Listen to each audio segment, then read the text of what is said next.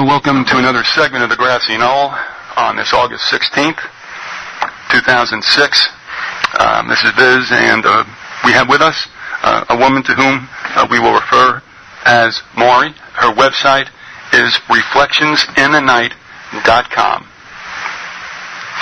And Mauri, I want to welcome you to the Grassy Knoll. How are you today? Oh, I'm fine.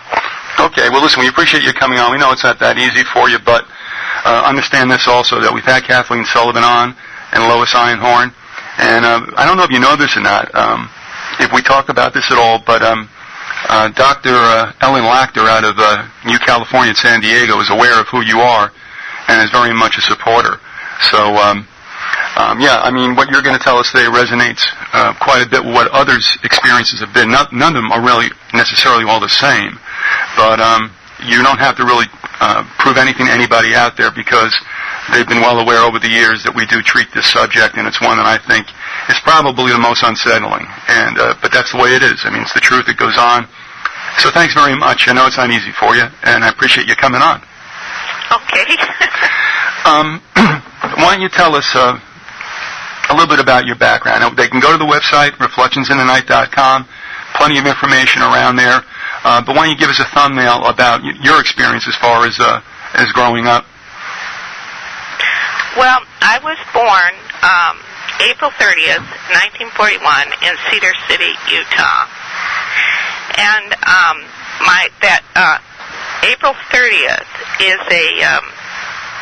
an occult holiday. Mm-hmm. Valpurgisnacht, especially German. It's a German name for the holiday.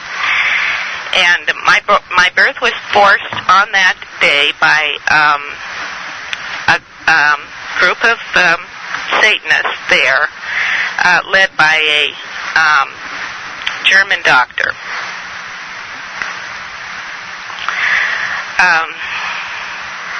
This is the first time I've had a little bit of trouble. That's all right. I mean, I guess. Well, listen, we can wait. I would hope that there's something cathartic about you coming on, and it does provide you some relief. I would think it does, but of course you know best.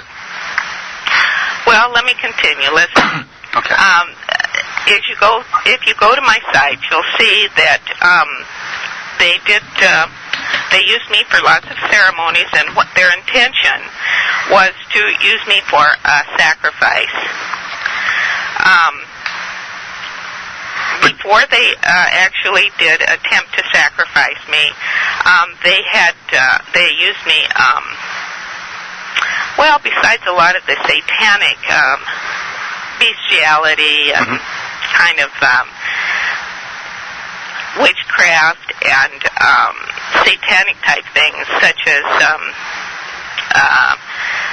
putting me in a manger and making me baby Jesus while they slaughter a cow is what I remember, and then covering me in the blood, that type of thing. Then right before they were going to sacrifice me, they started having different people in the family and in the town do ceremonies in which the participants think that they murder me. They do a number of those, including putting me naked in a pan, in like a roasting pan before Thanksgiving, and then telling a group of children. But there seemed to be quite a few people in this town that were in this, that they were going to roast me for Thanksgiving. And in these ceremonies, they don't really tell me that they're not going to do this. So when I remember them, it's pretty awful. I remember a lot of the memories come up where my bowels let go, because I think they are going to kill me. They had my brother shoot me, and my sister, they blindfolded her, and she was supposed to cut my heart out, and they gave her a pig, and I think they used pigs quite a bit, and I think she cut the heart out of a pig. But the actual thing that they did the ceremony where they actually did attempt to take my life was on Halloween. How old were you at the time, Mauri, when that happened? 3 and a half. I was born in Valparaiso. They're 6 months apart. I was 3 and a half. Because, they celebrate these. I guess those are kind of like Celtic holidays. Right. I think that this group developed into, this is the Church of Satan. Seemed to have some direct contact that developed out of this. This is like 1941, but I seem to follow the groups that finally led to the Church of Satan. And in the Satanic Bible, it says that they worship 3 main holidays. One is your birthday. Well, that's entirely true. My observation was they only celebrated the leader's birthday. That was my observation. And Halloween and Valparaiso. And they kind of make Valparaiso the main holiday. I think this is really, so that means that the Church of Satan, I think, really comes out of a German branch of this. Was there anything, now this was, you said the town was Cedar City? Cedar City, Utah, right. Was there anything unto that area, that lent itself to this situation? I mean, was there some kind of magnet there for where these people could work out of there as a hub? Was there something about the area? Well, yes, I think that's a very big hub. It had the train went through there. This is 1941. Today it has an airport that comes into it. It's right on the edge coming into all the desert where they do all the military, all the UFO sites if you go out farther in between that and the Mojave Desert. And there is the Mormons don't like to say that they were fairly heavily infiltrated, but they were.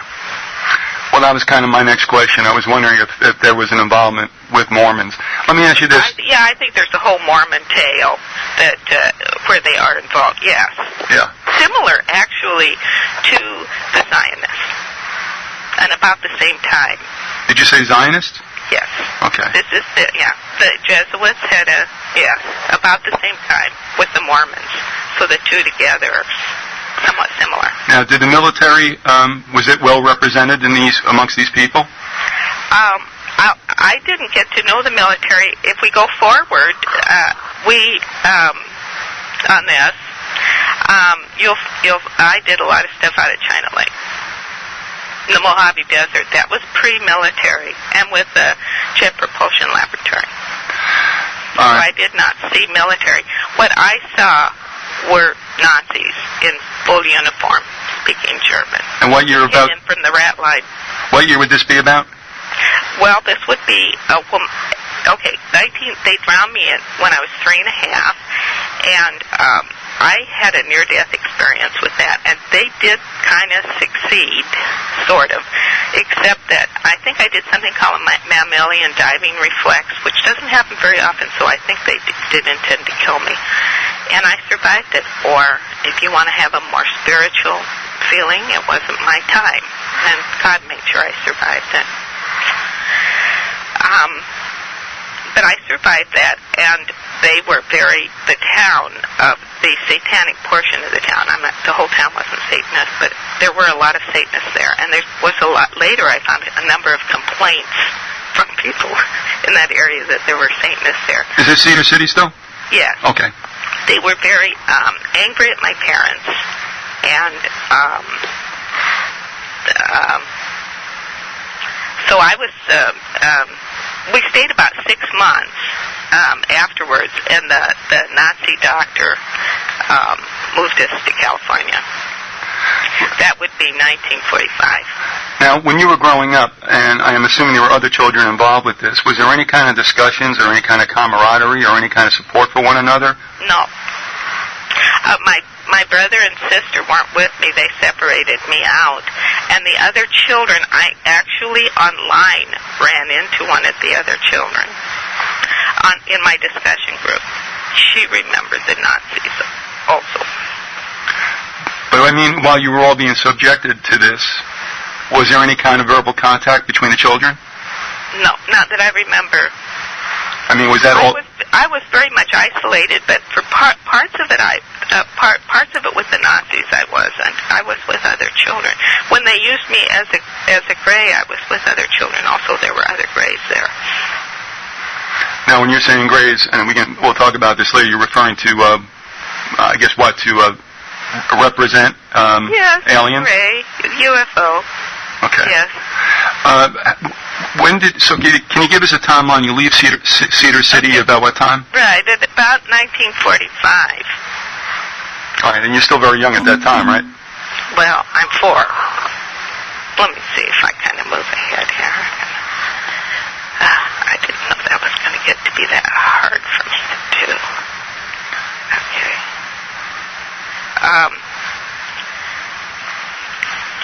We come into Los Angeles, and then the first thing, well, we had a short little period where I think they thought they escaped the whole thing. Even I had an aunt and an uncle, and a cousin, and some cousins that were in it, and they came down, and everybody was so happy, and they were so nice to me, you survived and all this. For a very short period of time, I have some memories in that period of time, because mostly it's blank. My childhood is huge amounts of blank areas. Well, is that because you've I think they thought they escaped it. Well, what about yourself? If you have these blank periods, can you tell? Do you know? And maybe it doesn't matter, but I'm wondering whether or not you shut down for obvious purposes. Oh, absolutely. I repressed most of my childhood. I'm remembering it now. Some of it. Little bits and pieces. The tip of the iceberg. Now, I know people are thinking this. When you said that you had that experience at 3.5, now although that's an impression that could be obviously indelibly emblazoned on anybody at any age, can you really recall this as a first-person experience? Oh, absolutely. Yeah. Absolutely, and slightly before that too, because they were doing a lot of. I had quite a number of memories come up from that period of time, because they were doing bestiality, which I remember mostly as smells and feelings. Mm-hmm. And they were and I absolutely remember when they brought the baby on the cross. Oh, I have another one up there. I absolutely remember when we were out with a bunch of children in the desert on chains, and they brought in the child and cut off its arm and threw it in the fire. I absolutely clearly remember. I have quite a few clear memories from.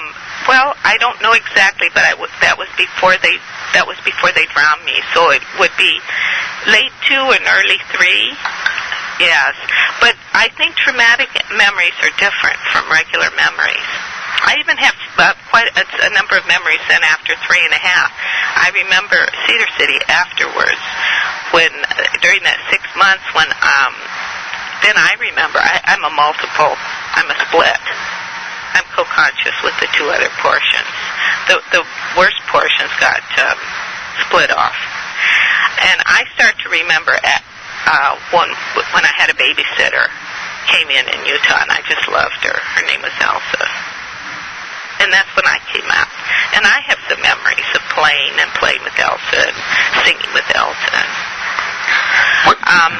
Let me do this too, if you don't mind, because I might have breezed by it because it's territory we've somewhat covered before, but there's listeners who've not heard other guests, and they might be thinking, who in the world could be doing this to their children?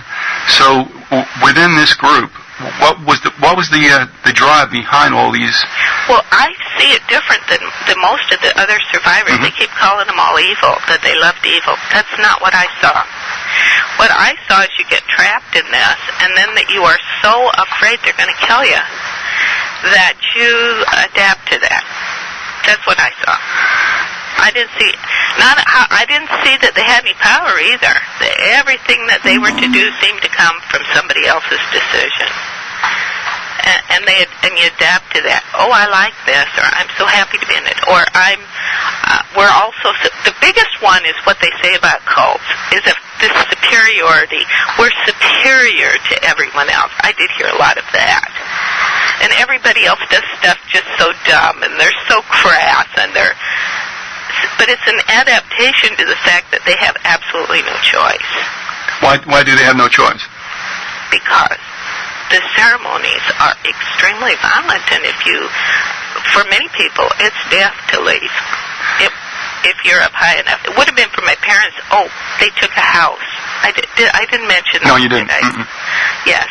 They sold me to the Nazis. They sold me to the Nazis, and they got a little house for that. And when I confronted my father many years later, I said I didn't think I ever had parents. He said, you didn't. So in other words, there was an exchange, that if they gave you up, they would be gifted with a home. Exactly. For their other two, this was the Great Depression. For their other two kids. So from day one, they knew that I was going to die, and they did not get attached. They were supposed to get attached. The whole town was supposed to get attached. If you look on my site, you'll see a picture of a little baby up there. They got me dressed up really cute and had a professional photographer. This is the Great Depression. Take my picture. I'm sure for everybody. They were supposed to get attached to me, and then they all sacrificed me because it's supposed to hurt. Mm-hmm. That's how they control these people. All right, so that's the link then that keeps them in for good. Exactly. It's very vicious. That's why it's so vicious. It is very vicious because that's their control mechanism. But why would even unless it's just absolute incarnate evil, I mean, what would even drive people to think this is a good idea? I mean, gee, join the Kiwanis or something, you know? Haven't you heard? Good. Go into the kind of community and ask people why they join some of this stuff. Ask the guy from the OTO tomorrow why he joins it. Okay, well, I'll do that. But can you give us... Because it's progressive, or this is what they have secret wisdom, or I mean the list kind of goes on and on. If you read Aleister Crowley, you can see some of what his shtick is to get people to join it. It's never you're going to have freedom. You're going to find out. I guess the secret knowledge is the biggest thing. But in my parents' case, it was money. There's no question that it was. They went in and they just rounded up in Utah because of the Great Depression. And so they literally made a deal with the devil. Right. Right. Exactly. That's the way I see it, to a pact with the devil. Now, just tell us if you have, and I didn't catch on. I want to say this. Other people say, "Oh, my parents sold me and got money all the way, along." I never saw them get another dime for anything they did, and they used me for child pornography and worked it and they worked as photographers for them until they died. I never saw them get another dime. They never had any other money other than what they both earned because they both worked as school teachers.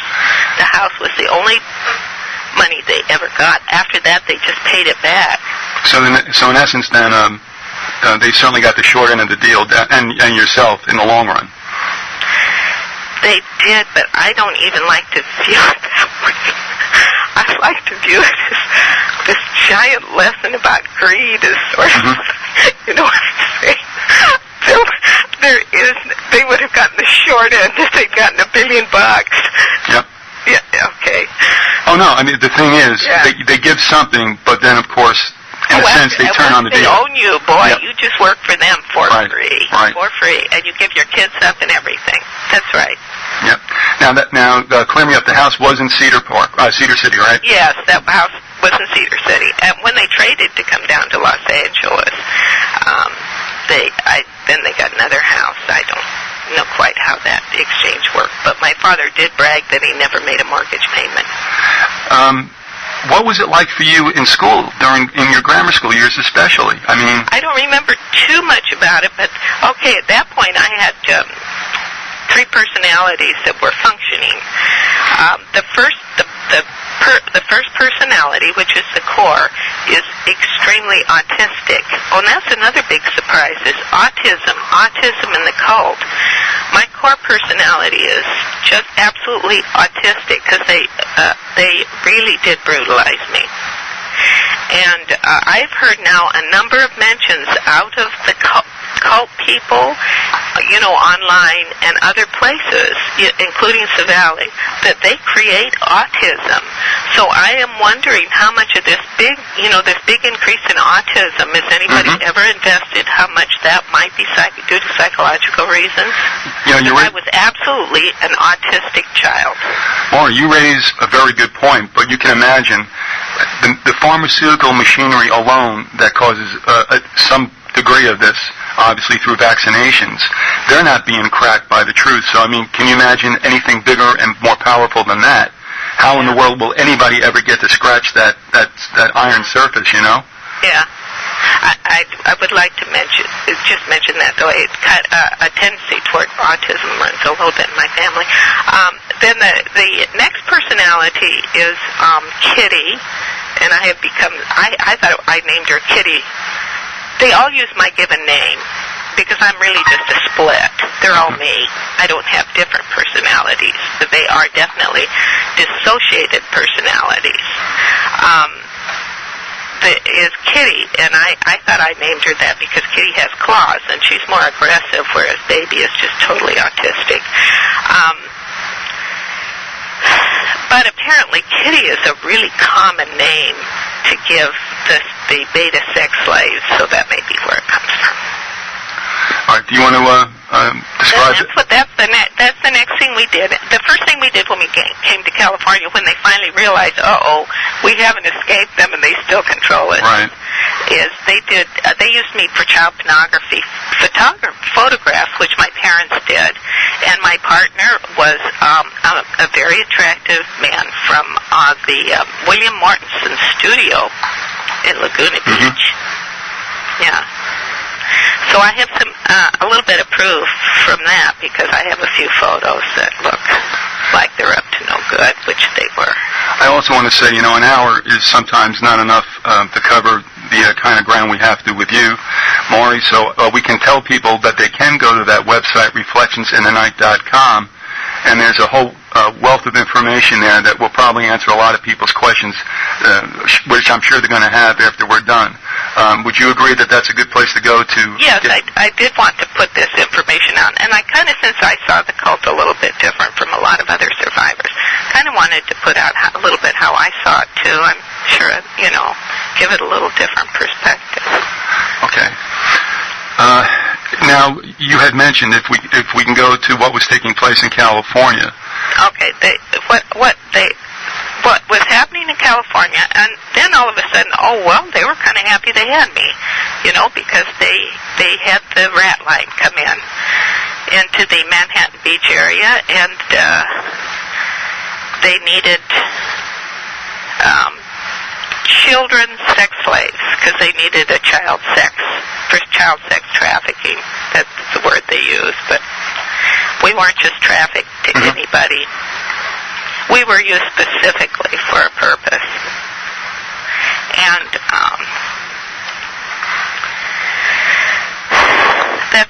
let's see, the rat line was the thing I kind of wanted to come into. Why don't you explain to folks what the rat line was? The rat line was where the Catholic Church helped the Nazis escape all over the world. They say they came, but they came in large numbers to South America at the end of World War II. Yeah, and obviously they made their way up from South America, which interestingly has always been a stronghold for the Jesuits going back to the 17th century or even before. Yeah. So there was quite a pipeline in the Western Hemisphere as well, wasn't there, to get these? Oh, absolutely. Yeah. And they never mentioned that they came directly into the United States, but there's a tiny possibility they were here so soon that their first stop was Manhattan Beach, or maybe other similar areas. I really don't know. But I ended up meeting a future president, so this was an important stop. So there was something probably about Manhattan Beach as well. Well, it had a little down there in the beach community. They had a Jesuit community. I think it ended up with 4 churches down there. The one I particularly remember is American Martyrs. American Martyrs. Now, was that hooked up with any particular denomination? I believe it's Jesuit. It doesn't say, but it's named after 6 Jesuits that died in Canada. So I would... Okay. And they have a school. So I'm going to assume that it is a Jesuit denomination. All right. Well, they're known as a military... They don't advertise it. I went and looked. No, I mean, they're obviously... They were begun by Loyola to be a military order. They do have the trappings of religiosity. And if you ask anybody, they definitely think they're a spiritual order. So that they would have churches and also perhaps... I don't know whether it had a Romanist... kind of mass or not, but obviously it would not be unusual. Either, because I didn't get invited. Well, I mean, it wouldn't be unusual. No one would question why there's a Jesuit church, because they all feel they're just monks anyway, Yeah. Okay. So, all right, Manhattan Beach, and do you want to talk about some of the personages that you encountered? Yes.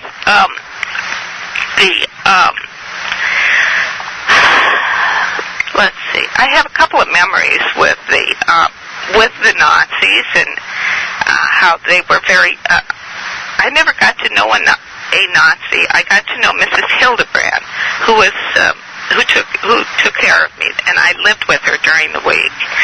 But I never actually got to know a Nazi.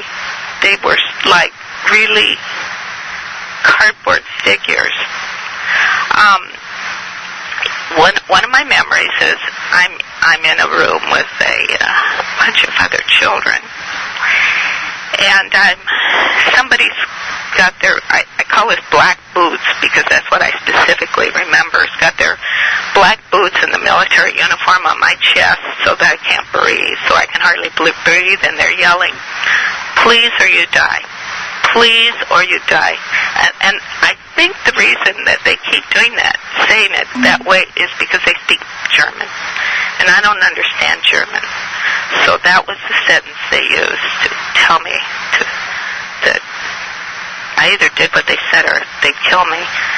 And I could hear a little boy, and the room was full of girls, so it was kind of unusual. And they had a little boy, and he was complaining at the other end of the room. He was complaining, and so they got a rifle with a bayonet on the end, and they killed him.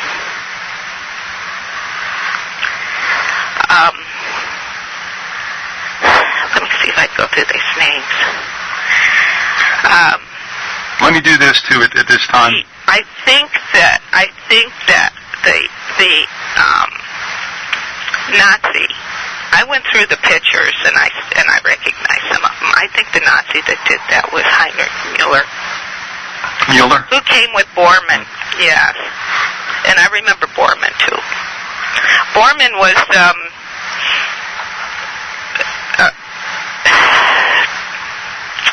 a very controlled person. It was like some people thought he ran the Nazi regime there, and boy, if you go read his history, it sounds like maybe he did. He was one of the last ones in the bunker with Hitler. Mm-hmm. He has a very interesting history, and to have seen Bormann is a definite connection to the rat line, because it is almost guaranteed that he escaped with the help of the Catholic Church through the monasteries in Italy. His wife died in the monastery in Canada, in Italy. Excuse me, in Italy. Let me ask you this, and you might have to speculate. 10 children then were all turned over to the Jesuits. Yeah, they were.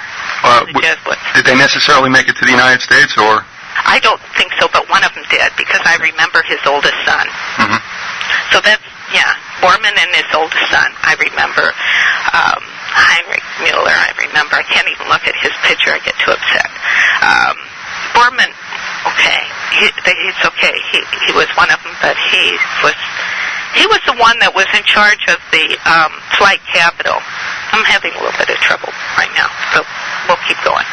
I tell you what, Mauri, just grab you a second, because let me do this also.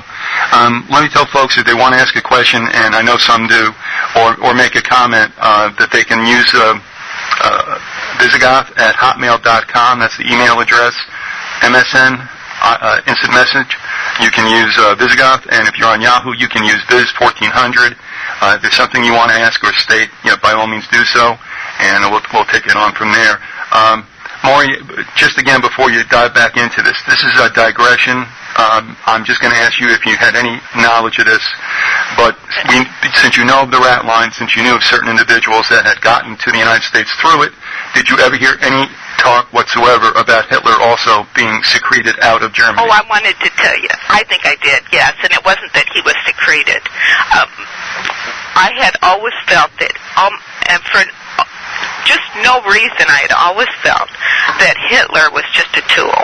Mm-hmm. And I think at the end, they weren't too happy with him. He had helped lose the war. And Bormann was one of the last with him before he died. I think he died in the bunker. I think they were anxious at that point to get rid of him. Who's that? They did not worship Hitler. He lost the war, this particular group. But they like to use Hitler because he's like... he's scary. He has this really distinct look, and he gives these scary speeches. He is used as a symbol. Mm-hmm. The other one that I think I saw a snuff film, Himmler. I think not only did they kill Himmler, I think they filmed it. I could be wrong. Mm-hmm. This is the memories of a child, but I think I saw a snuff film of Himmler because that's what they showed.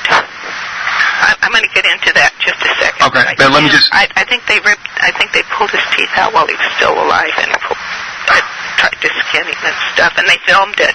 And this was, I feel, the warning that as the Nazis, if you try to put yourself above the Pope, and I think Himmler had some comments he made about the Pope, this is what's going to happen to you. So this is a little different from what they like to project. All right, let me just clarify. You believe Hitler was executed in the bunker? Yes. Okay. This is just from the way they talked. Okay, I don't know anybody said that, although the man that would know I was there. Bormann was there, and I did listen to him talk. Oh, he spoke German though, but for some reason, this is the impression I get. Mm-hmm. Maybe Mrs. Hildebrand, she liked me. She may have talked to me. I don't know. Yeah, I think she used to talk to me and tell me what things that she felt, how sad things were, and how they were losing their culture. And yeah, I think I got a fair amount of information from Mrs. Hildebrand. Okay, so they did not worship. Well, we won't say that. You know how that you think of the neo-Nazis? No, these were cool guys, and they obeyed their superiors. I see them more as the way they seem to me is more like the mafia. And it's interesting that you never see a mafia member get too much public power. And they're to be in the background. Mm-hmm. And this is what the Nazis are to be also. Very similar to, and that the true new Nazis, that's the way they are. You don't know who they are. So you're saying... You don't have a Hitler. So you're saying the Nazis maintained a certain military protocol. Right. Secret. Mm-hmm. Oh, absolutely. Now and I think they still exist. Now we're all familiar with the statement neo-Nazis, but I think what you're telling me that there are for real, not skinheads, but there are those who are keeping the Nazi tradition going. Right. And it's very similar to the mafia. I'm wondering the way I see it. They work together. The mafia was also there at Manhattan Beach. Okay. I'm sorry. Might we assume, though, or maybe can you speak to the fact that this, shall we say, Fourth Reich in a way? Yeah. Do you believe that some of these individuals have found their way into far-reaching corners of government? Oh, absolutely. But in ways, I'm going to discuss a little bit what I see this is a little bit what I want to do, how I think the hierarchy is. Okay. I wanted to implicate the church. It's taken me I've always been very upset with Catholic churches. Here's what I think that I saw down at the Catholic American. They did most of their stuff elsewhere. I have quite a number of memories in a local Protestant church that are pretty awful. They killed a baby, and they did a lot of bad stuff in there. But down at the American Martyrs Church, what I think they did is they had the Nazis down there, and they had a lot of kids. and they had films of the Holocaust where they're torturing Jews.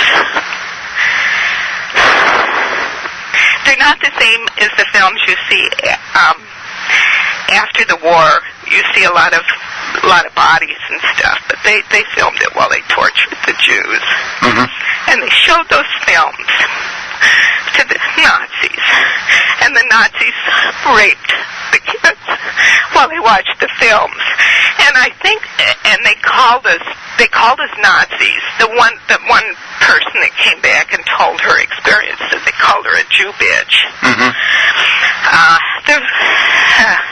I'm going to be okay. Okay. I think what they were doing is they were creating people that would associate extreme violence with sex. Yeah. I think Freud would agree with you. So yes. Okay. I tell you what. That's how the way they created those Nazis was the worst you could think is how they created them. I never got to know any of them. They were just, I don't know. I'm not sure they had much humanity left by the time they're through with them. They weren't very big. 5 or 6. 5. What's that? Even 4. That's how old the kids were. Yeah. I got 2 questions for you. Would you be willing to try to address them? Okay. Okay. This is a while ago, so this kind of brings us back into the first half of the show. And the listener is wondering whether you know, obviously it's got to be within your realm of experience, or maybe even what you've heard, that if any of the members, say up in Cedar City or in California, if any of them got caught in, let's say, any criminal activity, did the group have power enough to make sure that there was no conviction or going through the court system? Well, right now they own the whole court system.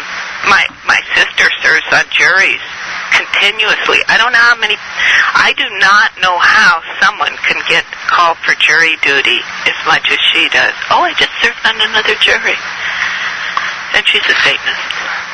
So basically a professional jurist, huh? Right. Somebody should look into that. When they keep using the same people over and over again. And beyond that, any comments about the judiciary? Well, I think Los Angeles, they've been there such a long time. They've been there a long time. Sue Ford or Bryce Taylor, yes. Thanks for the memories. Okay. We knew, I predate her, but with the same people. Well, obviously when you... in that area. Anybody who's not... I saw some of the same movie stars. Well, anybody who's not aware of what she wrote, would you mind telling us what the nature of the book was? Thanks for the memories. Well, it's about she was a, do they call him presidential model?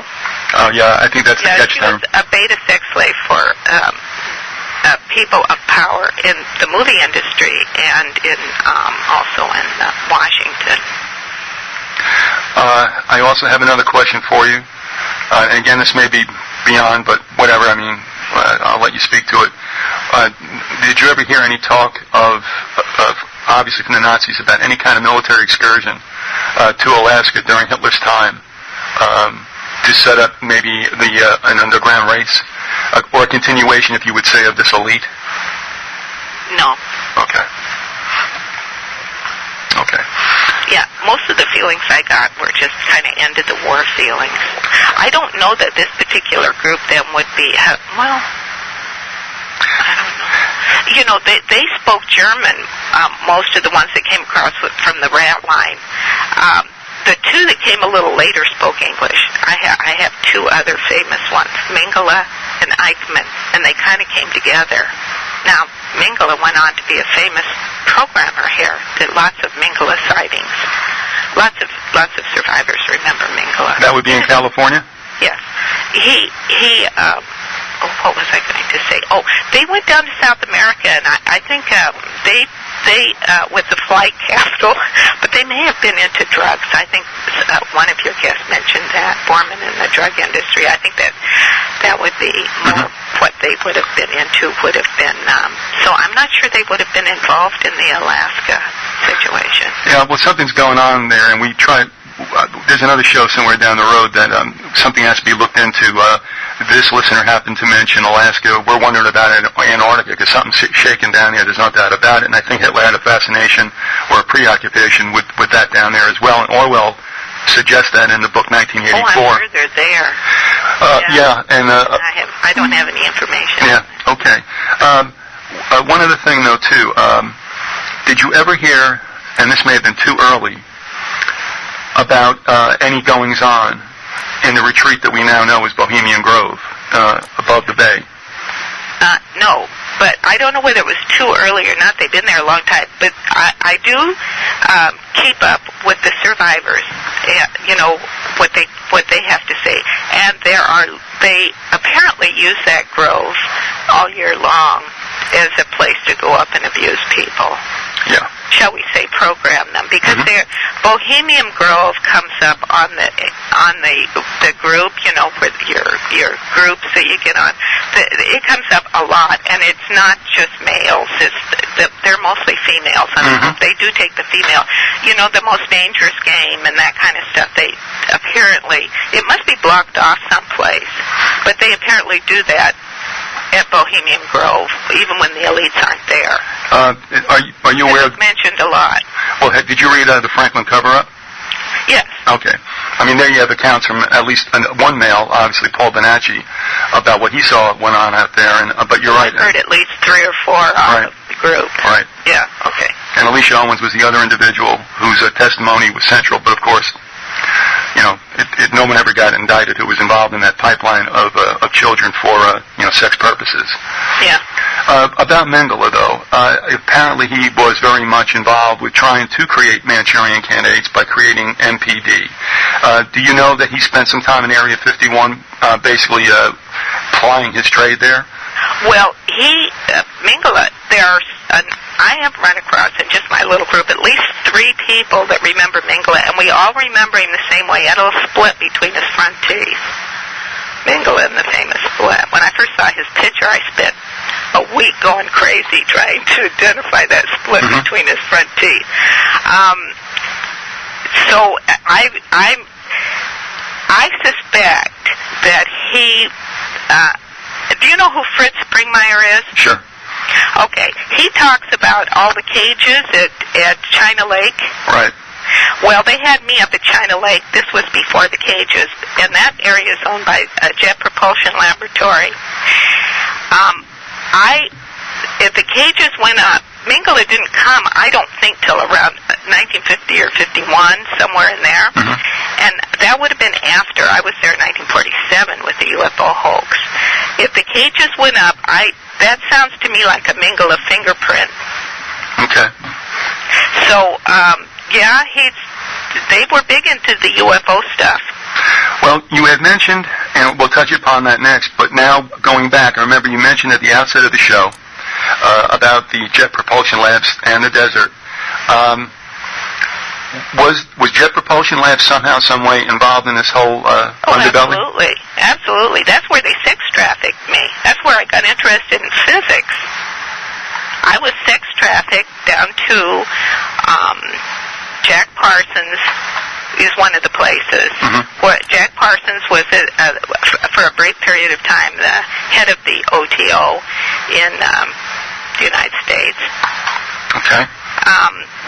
That's where, I met the movie stars there that were in it, and a lot of physicists. It was the physicists that I sort of made friends with, and I made friends with Jack. They killed him. Who's they? The Nazis.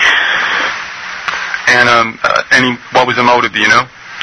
Yes, I do know.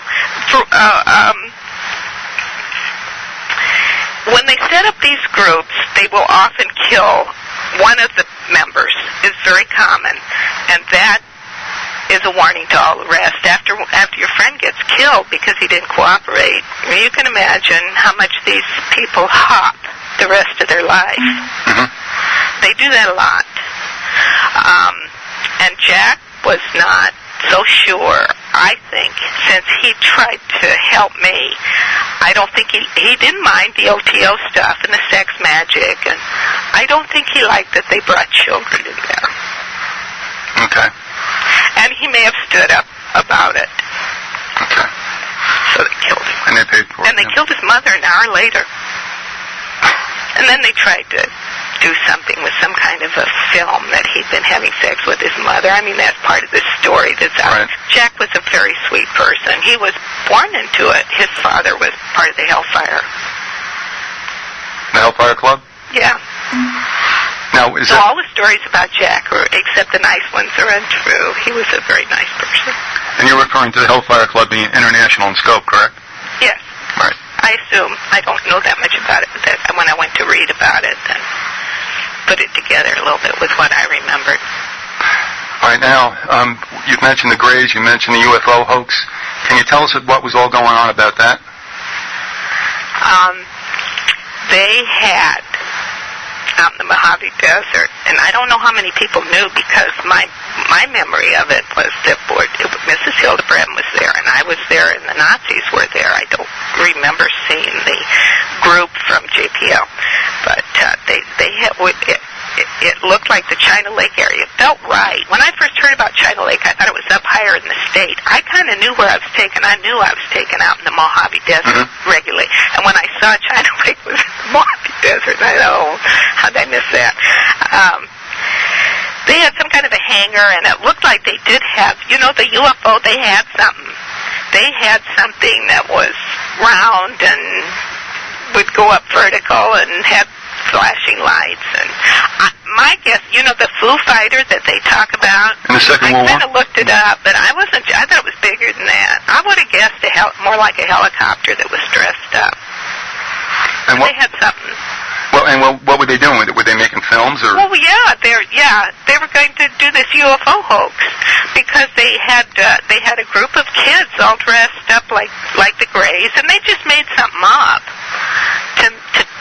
to make you look otherworldly. And what they made up caught on. Everybody remembered that costume. Are we thinking basically about the ET type prototype? Yes, that's just a little naked child. They put a nylon stocking over your head to make your mouth disappear into a slit, and your ears, two holes on the side of your head, and you can't talk. And they put goggles on. I think they originally used the World War II goggles, but they may have put that down to just the goggle lenses, because your eyes disappear too, and you just look like, you don't look like anything. So, and they have you naked, but you see all the original, and they were little girls. They used little girls. They kept us thin, because one of the ways they control you is to starve you. But you see all those original pictures, and they're all naked. Boy, I remember being cold is what I remember. They kept us naked out there in the desert, and it's freezing cold a lot. I just really remember being cold. Were you out there for days or weeks straight? I have no idea, because I have no idea. All the memories haven't come up on that. I don't know how much they used me. I just have some of it. Something may come up later, and I don't know. Well, during your lifetime and during your, obviously, memory, we had Roswell. Can you shed any light on what we know about Roswell? Well, I get a little upset when they say that some little, when they say, oh, they caught the aliens and somebody died, then I start to get up thinking one of my little friends died, I don't know. They didn't care whether we died or not. But do you believe that the whole Roswell situation was an extension of what you experienced? Yes, I think it was the same period of time.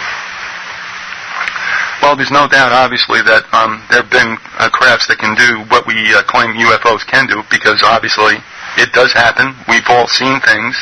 I don't know what it means in the big picture, but obviously these anti-gravity crafts were around for some time, and you can attest to the fact too. Were they not around in the late 40s? Yes, they started this. They started this out of JPL in that area. That was started very soon. Well, I remember being there. I think 1947. I think that's about right. Mm-hmm. I think that I was about 6. I think that I felt about 6. So they were real busy out there. They had all of a sudden the Nazis were in there. They'd gotten they they now controlled the group of physicists at JPL, and so they owned it. Have you, Mauri, written this in toto in a book? Yes, part of it. I'm doing that. I'm going to do it. I'm working on another one about the rat line right now. Right. Now, this stuff is in a book. Yeah. Are they for sale, or is it something that can be read online? Yeah. They are for sale? Yeah. Okay, and people can access that by going to the website. Is that correct? Yeah, and it's just up on Amazon.com. And it's on Amazon as well. Yeah, that's what it's. All right, and the title is Reflections in the Night. Okay. Duh. Yeah. No, all right. But you can finish up if you want to too, because I also want to ask you how long that you've been, recovering and coming out with this. Whether there was a moment then when you turned the corner and said, "This is what I'm going to do." But if you want to, when I started remembering it, about 13. How many years ago? 15 years ago. Oh, I want to say something about the levels on this, on the of what I saw on the levels, because it was different. Okay. Mrs. Hildebrand used to like to look at me and tell me to be a good soldier, and she did that a lot. And so I have to assume that Mrs. Hildebrand viewed herself as a good soldier. And when I looked up on the Jesuit, she was a Catholic in the background. Mm-hmm. When I looked it up on the oath, the Jesuit extreme oath of induction, Oh yeah. the word soldier comes up 3 times. Mm-hmm. Faithful soldier of the Pope, fellow soldiers of the militia of the Pope, and the soldiers of Jesus Christ. The top levels that I saw, that's the way they saw themselves. That would be the Jesuits. That would be the Nazis. That's the way they saw themselves. Mm-hmm. They didn't see themselves as going to hell. They thought they were a part of a wonderful, especially Mengele. Oh, he was going to have this. He was going to save the world. Mm-hmm. That's the way he saw himself. And the mafia. That's the way they see themselves. They do not. Okay, that's the first. I consider those the top level that I saw would be the Jesuit priest, because he was telling those Nazis what to do. When you can tell Nazis who kill people in huge numbers what to do, you got power. So he would be the top, and the next level down was Mrs. Hildebrand, the Nazis, and the Mafia.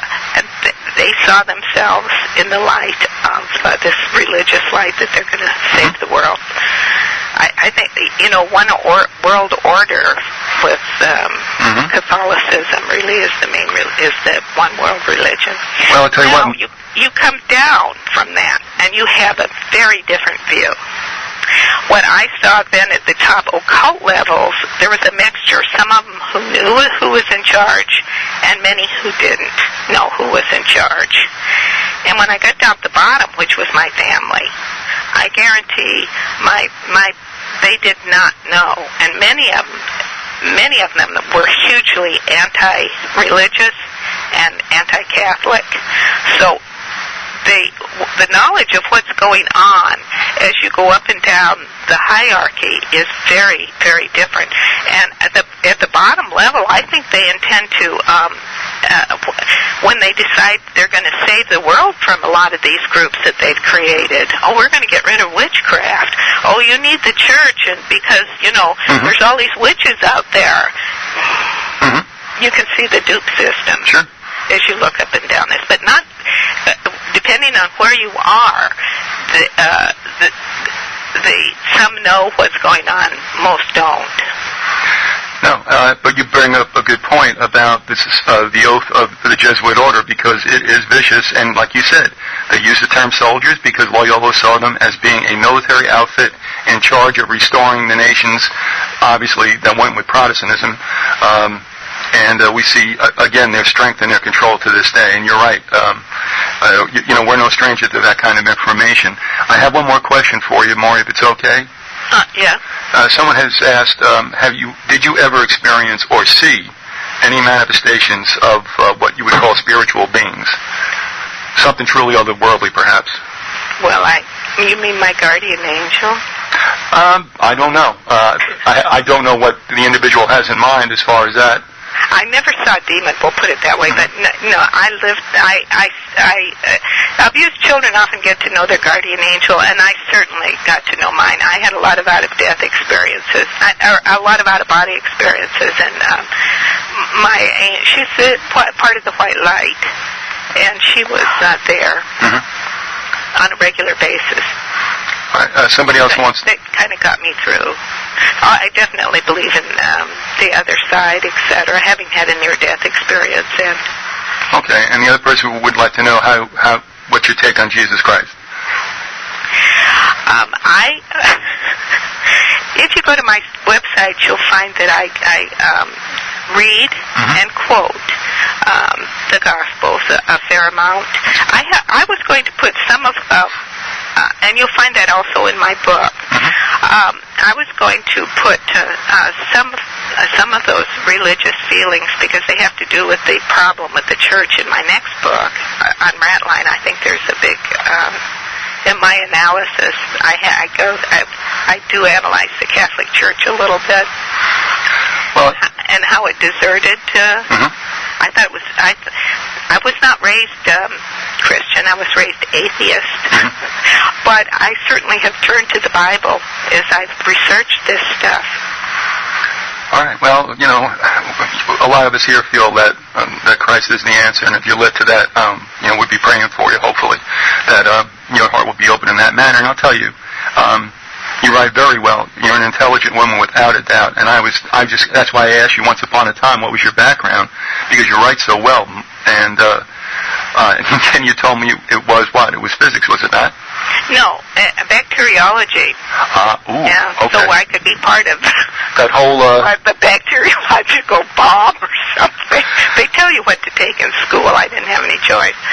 Well, maybe it's good that you didn't go all the way there, because with the way a lot of those microbiologists turned up, are you familiar with that? Yes. Yeah, I have been turning up dead. All right. One more time, Mauri, tell us about the website and how people can purchase the book.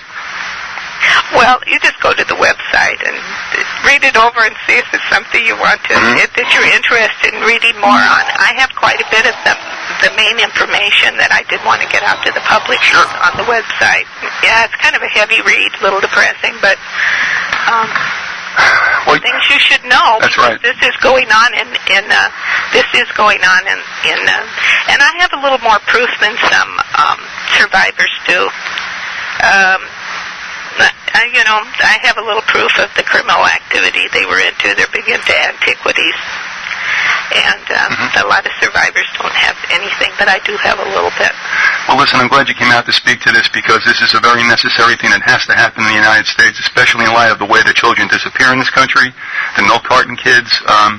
They've got to know about this. Everybody does. So thank you for going through. Thanks for having me on. That's not a problem. I'm going to be talking to you very shortly, too. Is that all right, Mauri? Yeah. All right. Listen, God bless you. Thank you very much for coming on. Okay. Bye-bye now.